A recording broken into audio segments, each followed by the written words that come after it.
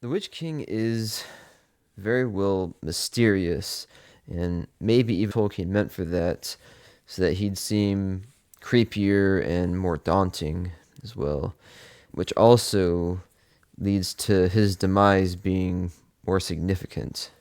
Stay tuned to learn more about this character as Mark Schaeffer and I have a conversation, and don't forget to like and subscribe. So with that, let's dive right in.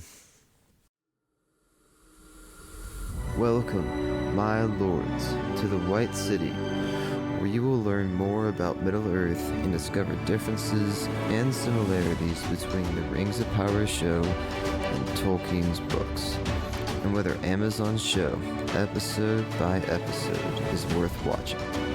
I'm Philip Dutt, your host, and I'll be joined by Matt Vandervoort and Mark Schaeffer. I hope you enjoy. Hello everyone, thanks for tuning in to the White City Podcast. During this intermission between Season 2 and Season 3 of The Rings of Power, you'll find us talking about different characters of Middle-earth and artifacts of Middle-earth, along with the Lord of the Rings trilogy movies and the War of the Rohirrim. If you want to listen to our Season 1 review, then go to the beginning of the podcast at any audio platform. Or if you want to listen to our Season 2 review, go to YouTube or an audio platform and search Season 2 review. There will also be new guests on the show with good amounts of Tolkien and lore expertise. So a lot of things to look forward to. Today I have with me one of my co-hosts, Mark. How's it going? It's been a while since we've done this in person, so Yeah. It's pretty exciting. Good to be back together. Yeah. So today we're wanting to talk about the Witch King, and we've been doing some characters in Middle-earth. I thought it'd be neat to talk about him and I guess in a sense, like his power, especially like against Gandalf in The Lord of the Rings, especially how he's played out in the movies. It's kind of interesting. So to kind of think about, I guess, the Witch King's beginnings, Mark, what can you say to to maybe who he could have been, I guess, which ring could have been given to who, I guess, his ring could have, like, who do you think his ring could have been given to for him to become the Witch King? Is there anything said to that? So in Tolkien's lore, most of the Nazgul, we don't know where they came from. We know a few of them were actually Númenóreans who had been turned. We know that others were kings of men or people who already were using magic at the time, and the ring was given to them so that they became more powerful, and Sauron played on their greed. It's sort of very unclear where the Witch King comes from specifically. A few of them are named. We're not sure if he's one of the Black Númenóreans, so we're not really sure where he comes from. The name he's given the Witch King of Angmar is actually, Angmar is the kingdom that he settled later. We don't actually think in Tolkien's lore that this is the kingdom he was originally from. So the name is actually like not a good indication of, his origins before he received the ring from Sauron. Yeah, it's sort of interesting because, Tolkien doesn't really dive deeply into these Nazgul before, they became ring wraiths, and they sort of start out the story as ring wraiths. Yeah. It's interesting too because Tolkien, I think on a lot of things, went back and forth about how he wanted to write certain things. But I have heard that there was potentially, maybe there could have been like almost another wizard type character that the ring was given to by Sauron, and that he became the Witch King. Have you heard of that? I have not heard of this theory. I think it's interesting though, because Tolkien envisioned a world full of magic, and since shows like the Rings of Power, have magic coming from the rings or something, but in Tolkien's world, magic was sort of everywhere. You think of The Hobbit, right, where there's a lot of these magical people, and the dwarves have all these magical items. You have Bjorn, who's in there, who's just randomly changing into bear. So I think it's really clear that men in this world did have magic, and so therefore there were the line between wizards who are actually Astari and just men who are using magic, I think wasn't always maybe super clear. So it doesn't surprise me that he maybe was toying with the idea of making the Witch King like a dark wizard, sort of like Saruman, That ended up just going with, a man who had received the ring and gotten magic power from it. So, Yeah. I think it's a cool scene in The Hobbit, but I don't really know how lore accurate it is when they talk about the ring grace being put into that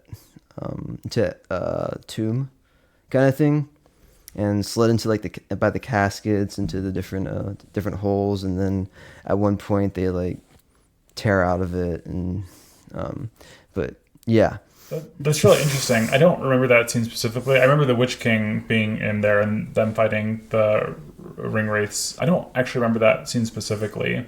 I think also the nine weren't like the nine until after they'd sort of turned Sauron had successfully turned them. So they were like pretty clearly from Tolkien's lore, they're in different parts of the world, Middle Earth, and therefore like whenever they get turned, they sort of become under Sauron's total sway. So I think I don't remember the scene specifically if all nine of them were together and like busting out of their tombs or whatever, but I think pretty clearly they would have been in different parts of the Middle Earth, and then Sauron, as they fell under his power, they slowly began to gather them. Okay, interesting. Yeah. One of them is specifically, like, the only one that's named is Khamûl the Black, who's, like, the second in command of the Nazgul, and he's specifically labeled as an Easterling, so he's from, like, way far east of Mordor. Okay. So, like, pretty clearly very different parts of the world, not like Sauron came to this band of 9, dudes and was like, here are the rings. He's actually trying to use these rings to control different areas of Middle Earth as well, so he intentionally sent them to places that are far apart. So is it because the Nazgul kind of just like took the wraith form? Is that why then they were scattered throughout Middle Earth, or Sauron sent the rings to different men who were different parts of the Middle okay, Earth, I see. He wanted to control those people, and by turning some of their kings, he could have control over them. But eventually, after they became wraiths, people couldn't stand them anymore, and therefore he gathered them to use them as like a top fighting force and to lead his armies. Okay, yeah. I gotcha. I see what you're saying. All right, cool. Yeah. So, why would it be the Witch King who stabs Frodo with the Morgul blade? Interesting. Yeah, I mean, plot. I don't know. Yeah, so it's interesting that, like, so if you think of the ring wraiths, there's like this lore back about them, but like there's not a lot in the lore about them until we get to like the actual story of Lord of the Rings. But the one that you actually do have a little bit more about is the Witch King of Angmar. So that he becomes, after Sauron falls in the last alliance of elves and men, which is really interesting because we don't know what sort of role they played. Presumably the Nazgul fought in the last alliance, but there's no like stories based off of that. So maybe they hadn't been fully turned at that point. Who knows? But the Witch King of Angmar actually is sort of Sauron's successor, and people think that he's going to become the next Dark Lord. And so he sets up, his kingdom, way up north in the Kingdom of Angmar. Surprisingly, that's where he gets his name. Right. Witch King of Angmar. And he actually, succeeds in destroying the Kingdom of Arnor up there. And that's, where Aragorn's people come from. And the Rangers are all descendants of Arnor and the kings. And so it's actually sort of a symbol of how powerful he is that, Sauron's gone. And the Witch King actually successfully takes out this entire kingdom. So I think it's interesting that when he shows up in the story, we know he's pitted against Aragorn and Gandalf. And Aragorn, because he's like the enemy of Aragorn's bloodline, he's consistently been the person who's been persecuting the men of Middle Earth. So why does he stab Frodo on Weathertop? Maybe he was the strongest and most in charge. I don't know the answer for that. It's interesting in the books, it happens a little bit differently though, right? Because in the movies, it's just the hobbits there, and then Aragorn comes in and saves them. There's this big action piece.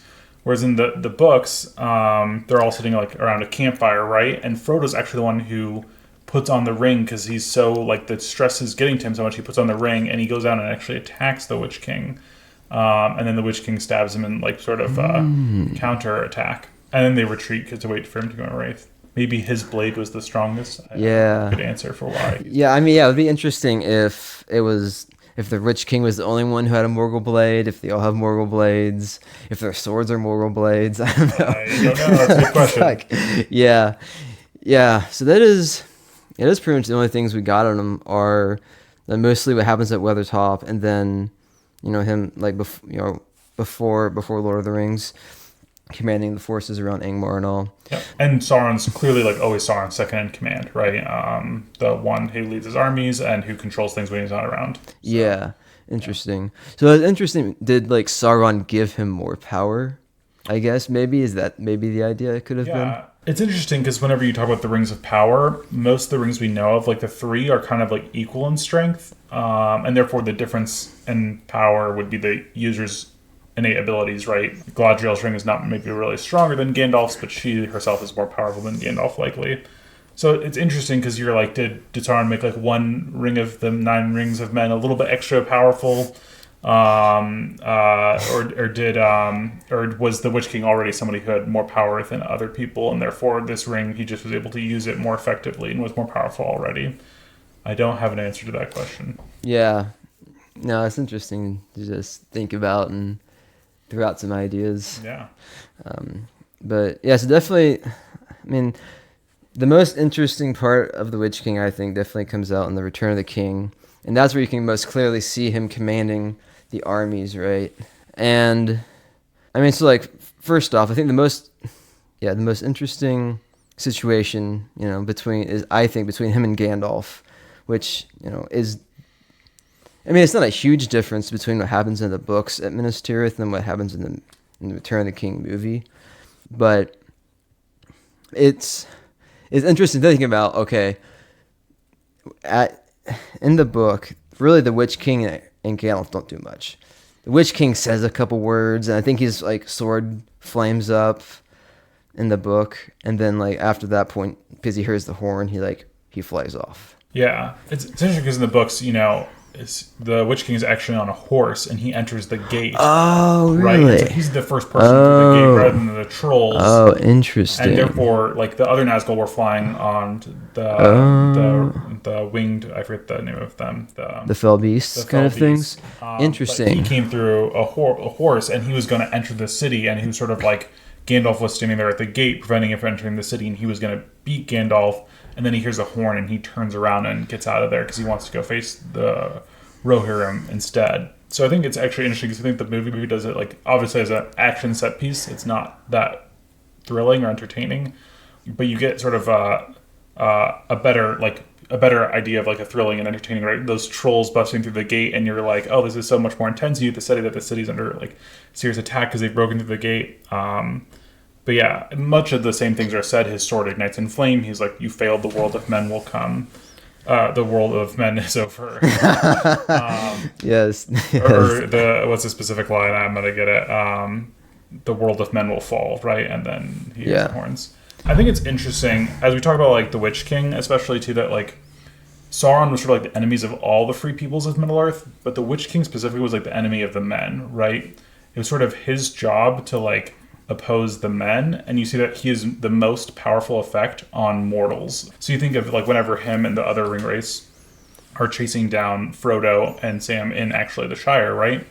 Frodo and Sam are saved by this like group of elves that's coming through, and they're not really struck. The Witch King's most powerful weapon of all the Nazgul is like fear, right? They strike this heart, like fear in the heart of the men, but this doesn't have really effect on the immortals, which is interesting throughout the story. So I think it's like interesting to see like what Tolkien thought of as like what are men's most like largest flaws, or what is like the most evil thing to us. It's like this sense of fear and dread and hopelessness and death in I think many ways. And it's sort of like telling that it's an undead wraith in many ways. We didn't mention his act as like the leader of Minas Morgul. Again, you see like he set up his kingdom in Angmar to oppose the kingdom of Arnor, sorry. He set his kingdom in Angmar to oppose the kingdom of Arnor, but then he goes and sets his kingdom up in Minas Morgul and actually takes down the kingdom of Ithilien, and then goes on to be like the opponent of Gondor. So like he's constantly the enemy of like the free men of Middle Earth, and he like he is known for like torturing and killing some of their kings and stuff. So yeah, he's like sort of has his guns trained on like Aragorn and his bloodline and any descendants of his. So yeah. And wasn't Minas Morgul? Wasn't that originally some fortress or tower from So this Gondor? Is actually whenever the exiles from Numenor come to Middle Earth, and I wonder if we'll see this in the Rings of Power, or if the show will end with Numenor. But when the Numenor's exiles come, Elendil sets up his kingdom in Arnor in the north, known as like the strongest kingdom. And then Isildur sets his kingdom up in Ithilien, and his brother Anarion sets his kingdom up in Gondor. And, the kingdom in Arnor eventually falls due to, the Witch King. And Ithilion's overrun very early on in the story, before the last alliance of elves and men. And Isildur escapes the fall of Ithilien and his castle, Minas Ithil, and he flies to Gondor, and then, the last alliance of elves and men happens, and both Elendil and Anarion are killed with the last alliance. And he sets up his kingdom in Gondor, or actually sort of dies on the way back, but he sets his kingdom up in Gondor, and that's where he rules from. But Ithilien was originally actually Isildur's kingdom. So it's a big, sort of insult to them that, the Witch King is literally ruling over the city that Isildur founded. Yeah. Mm-hmm. Gotcha. So, what do you think of the Witch King breaking Gandalf's staff at Minas Tirith? Do you think that Gandalf isn't powerful enough to, go up against that, or...? Yeah, I think it's this interesting thing, whenever you think of Tolkien's magic system, it's not a hard magic system, it's a soft magic system, right? A character sort of is powerful, and, that power sort of, comes and goes. It's not really meant to have really specific rules. And so I think it's this idea that, their power is connected to, hope, right?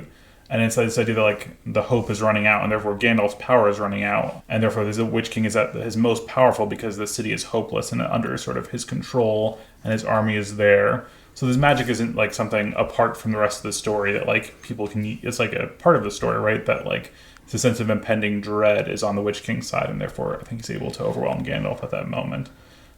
Pretty clearly, Gandalf wins at other moments. He fights 5 Nazgul by himself on Weathertop before he's Gandalf the White, and is able to drive some of them back whenever what's his face, Faramir is fleeing from Osgiliath, and therefore I think pretty clearly it's about where they are in that moment. It's not that the Witch King will always beat Gandalf in every situation or something like that. Yeah. Right, and it's not and of course, basically Peter Jackson kind of extrapolated on that whenever he put that into the movie. It's that doesn't actually happen in the book. Yeah, so that's also important as well. That they seem to be evenly matched in the book, maybe more than. But I think it's sort of fitting because the story is sort of there, right, where it's sort of hopeless whenever Gandalf gets his staff broken, and sort of hopeless in the books as well. Yeah. Yeah. Any other thoughts? I mean, his death, we got to talk about that. Oh, yes. Yes. Nazgul has an on-screen death, or even that Tolkien mentions. Oh, yes. That is... Oh, there's a lot... There's a lot to think about with that, too. So, to back up quick, the story of, him getting the curse laid on him, or the prophecy that he'll only be killed, and no man will kill him, is actually from, when Angmar defeats Arnor and it falls, and then Arnor needs help from the elves, maybe, or the elves who live Rivendell, thank you. Yeah, and it's actually Glorfindel and the King of Men, so Aragorn's ancestor at the time, who are fighting the Witch King, and the Witch King's lost all his forces because they've teamed up together to beat him, and he's charging the King of the Men, and the King of Men, his horse gets scared, and he swerves away, and the Witch King is taunting him oh, you can't face me. And the guy's really mad. He's going to go chase the Witch King.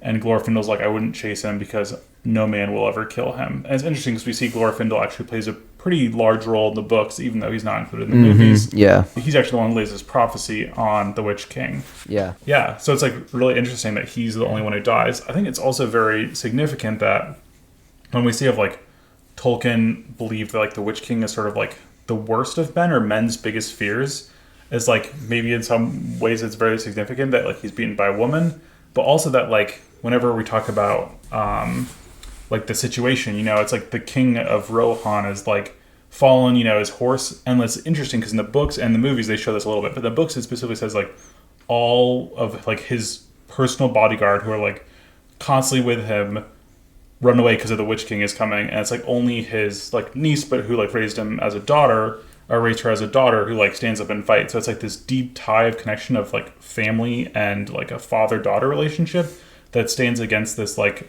onslaught of fear and dread. And ultimately she wins against him with, of course, the help of Mary, who stabs him in the back of the leg. But yeah. Right. Yeah, so do you think that no man can kill me, the prophecy that Glorfindel made, was, as in like no human, or is he saying? Do you think actually that it's not a man, it's a female? Yeah, I mean, I don't know the textual things, but I think I guess that it's sort of meant to prophesy that like an elf or something would be the Witch King. That would be sort of the thought that I think most people would think of, because typically Tolkien uses the word man not to mean, you say she elf or something, right? You don't say like a woman elf or something, or a man elf. Therefore, I think it's sort of the idea is that, it'd be an elf or a dwarf maybe who would kill him. Probably more likely to be an elf, especially because they're like not afraid of him. He doesn't have the same power over them that he has over men. So I think it's like, yeah, it's a woman who kills him. Also, we gotta do like a deep dive into Eowyn's backstory sometime. She's a fantastic character. Yeah, for sure. I think it's interesting to note, and of course, without Tom Bombadil in the story, you can't really talk about the fact that Mary has a Morgul blade, or no, not a Morgul blade. But Mary has a sword that was crafted... An Arnor blade. Right. They were originally the enemies of Angmar. Of Angmar, right. She created weapons that could harm the Nazgul because, they were fighting them all the time. So Exactly. Yeah. Yeah. So I think that was probably a big point of why Eowyn was really able to kill the Witch King. Yeah, for sure. Yeah. That like plays a large role. And it's interesting, right? Because, her and Mary's stories are deeply intertwined because, they came to battle together. And she actually hit him, so they defeat the Witch King together. So it's like sort of the end of their journey, and fitting that the people who were left behind because they were thought too weak or incompetent to fight are the ones who end up beating the strongest commander on the field. And it's interesting, right? Because Sauron never really dies. At the end of Lord of the Rings, he dies in in other things. He's beaten by Elendil and Gil-galad teaming up, and Isildur finally cutting the ring. But he never really dies. So this is of all the forces of darkness, this is the one moment we actually see the highest guy get knocked off his off his horse. Off his horse, I guess. He dies. And we never see any other Nazgul die or anything like that, right? So it's sort of interesting that this is the one powerful evil that's destroyed, and how it's destroyed is really significant, I think, in Tolkien's lore. We also, I'm doing terrible with my remembering of things, but the sickness that people get after being around the Nazgul for a long time, it's slipping my mind, but there's a specific name for it. But that's specifically by the Witch King and other Nazgul as well, but most notably the Witch King. And this is something that even his effects after he's gone are so powerful, And there's a point here where Eowyn and Mary, they think they're going to die. And it's Aragorn who, as Elisar, the Elf Stone, he comes in and he heals them, right? So again, you see that in this real parallel of the Witch King is the enemy of men, and he's defeated by this deep bond of a father and a daughter, and the teaming up of friendship of Mary and Eowyn together defeating him. But also his after effects are defeated by Aragorn, who's the sort of the Tolkien's ideal of what a man is supposed to be. So I think there's also tying in those themes as well. Yeah, no, that's interesting to pull in how the Witch King was directly his purpose was to defeat men. Yeah. Ultimately. Fun fact, since we're on the topic of the Witch King, and we probably will never do a Khamûl episode. Khamûl is the second in command of the Nazgul, and while the Witch King has his fortress of Minas Morgul, Khamûl is given command of Dol Guldur, which is actually in the Mirkwood Forest. After Sauron leaves there, he leaves Khamûl as sort of the leader there. And for those of you who don't know, the Dol Guldur is actually attacked at the same time as the Black Gate is happening. Dol Guldur is attacked by the forces from Rivendell, Lothlorien, and Mirkwood. Elrond, or not Elrond, Legolas's relatives also join in the fight there, as well as some dwarves. So, there's also, he is taken down. So it's interesting that, each of them have their own fortress, right? You have, Dol Guldur has Khamûl, the Witch King has Minas Morgul, and Sauron has Mordor, obviously. Yeah. So, yeah. It's a quick take on the whole Dol Guldur thing. It is interesting that the elves decided to attack that at that time. I don't know. It just kind of seemed the whole time they're kind of a little bit. I mean, of course, Legolas goes with the Fellowship. That's true. But it doesn't really seem like the elves want to get entirely involved in a lot of things. So, yeah, for sure. It's actually it's Galadriel and Elrond who lead a force there as well. So it's in the books, they don't send a contingent of elves to fight at Helm's Deep. It's actually like the elves show up later with like Elrond's two sons. They show up whenever they're about to go into the dead men of Dunharrow Right. part in the books. But that does happen in the books, and I think the movies maybe we have played up the elves don't want to get involved a little bit more, and then they had this really triumphant moment where they sent soldiers to fight. Yeah. Well, thanks, Mark, for coming on and Thanks for having me, Phil. yeah, discussing the Witch King. It's been fun. Another in-person episode down. So thanks everybody for tuning in, and catch us for our next episode. Thanks for visiting the White City. Before you leave, please subscribe to our podcast and check us out at thewhitecitypodcast.com. We're on YouTube or Facebook under the tag @The White City Podcast.